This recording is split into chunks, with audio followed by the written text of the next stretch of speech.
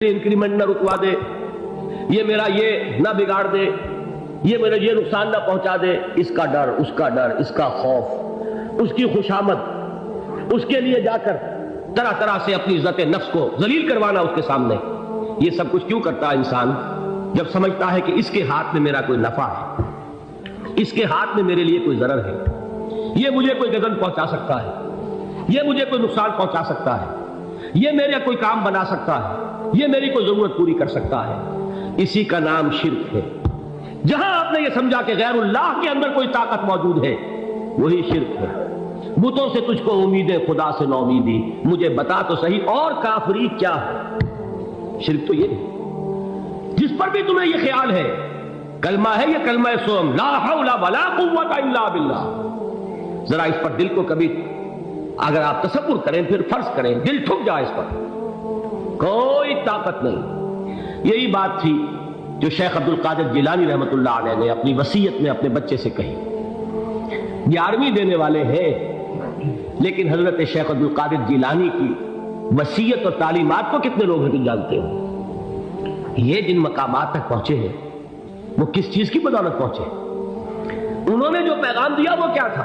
اے میرے بچے، جس طریقے سے قرآن مجید میں حضرت لقمان کی نصیحتیں جو ہے نقل کر دی گئی ہیں، میں یہ عرض کروں گا بالفرض اگر قرآن حضرت عبد القادر جیلانی کے بعد نازل ہوا ہوتا تو شیخ عبد القادر کی یہ نصیحتیں بھی قرآن میں درج ہوتی. اتنی اونچی نصیحتیں ہیں. اے میرے بچے، اس حقیقت کو ذہن نشین کر لے، لا فاعل فی الحقیقت ولا مؤثر الا اللہ. اس کائنات میں نہ کوئی فاعل حقیقی ہے، نہ مؤثر حقیقی ہے سوائے اللہ. کسی شے میں کوئی تاثیر نہیں اگر اللہ نہ چاہے. آگ جلا نہیں سکتی اگر اللہ نہ چاہے. پانی ڈبو نہیں سکتا اگر اللہ نہ چاہے. زہر ہلاک نہیں کر سکتا اگر اللہ نہ چاہے.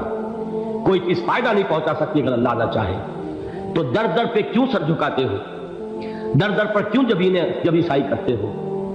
سب کے سامنے کیوں ہاتھ پھیلاتے ہو؟ ایک اللہ سے مانگو، ایک اللہ کے سامنے زمین پر اپنی جبین رکھو.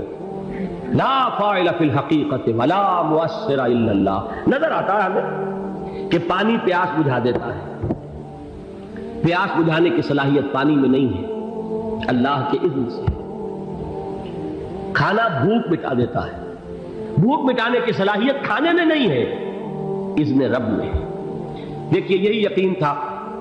حضرت موسیٰ علیہ السلام کا واقعہ یاد کیجئے. سامنے سمندر آ گیا ہے، قوم دیکھتی ہے پیچھے کہ گرد و غبار کا طوفان.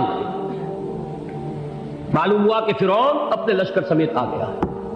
لشکر جب چلتا تھا تیز رفتاری کے ساتھ تو گرد و غبار کا جو طوفان اٹھتا تھا اس کا تصور کیجیے. اور لمحہ بلمحہ وہ قریب آ رہا ہے. پوری قوم نے کیا کہا؟ اے موسیٰ انا لمدرکون، اے موسیٰ ہم کو پکڑے گئے. قرآن مجید میں تو یہاں وہ باتیں نہیں لکھی ہیں، لیکن تورات میں یہ درج ہے کہ بنی اسرائیل جھگڑنے لگے، دست و گریبان ہو گئے موسیٰ کے ساتھ. موسیٰ نے یہ مروایا لا کر، اس سے تو ہم ہی بہتر تھے. وہاں کھانے کو ملتا تھا، زندگی تو تھی، بیگار ہم کر رہے تھے، موت تو نہیں تھی. اب جو کچھ ہوگا اس کا تصور کرو، جس طریقے سے ہمارے ٹکڑے اڑائے جائیں گے. تو لڑ رہے ہیں حضرت موسیٰ علیہ السلام سے. یہ تورات کی تفصیل ہے. قرآن میں صرف اتنا آیا ہے، پریشان ہو کر انہوں نے کہا انا لمدرکون، موسیٰ ہم کو پکڑے گئے. اس وقت موسیٰ کا جواب کیا ہے؟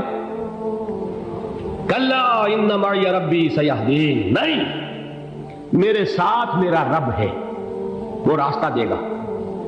بتائیے کہاں راستہ نظر آ رہا ہے؟ یہ ہے ایمان بالغیب. راستہ نظر نہ آئے تب اللہ پر یقین ایمان ہے. جیب میں پیسے ہوں اور تب دل کو اطمینان ہے تو ایمان کس پر ہوا؟ پیسے پر، اللہ پر نہیں. جب وسائل و ذرائع نہ ہو اور پھر یقین ہو کہ اللہ مسبب الاسباب ہے، وہ اسباب کا پابند نہیں ہے، وہ اسباب کا محتاج نہیں ہے، اسباب اس کے محتاج ہے. اگر یہ یقین ہے تو اللہ پر ایمان ہے. یہ نہیں ہے تو تمہارا ایمان اسباب پر ہے، وسائل پر ہے، ذرائع پر ہے، مادیات پر ہے، اللہ پر نہیں. اس وقت کہاں راستہ تھا؟ کوئی راستہ تھا؟ سمندر ہے اور ادھر سے لشکر آ گیا ہے. کلا ان معی ربی سیہدین.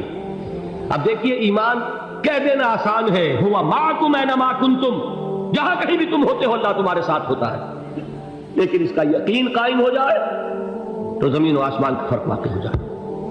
یہی بات ہوئی حضور کے ساتھ.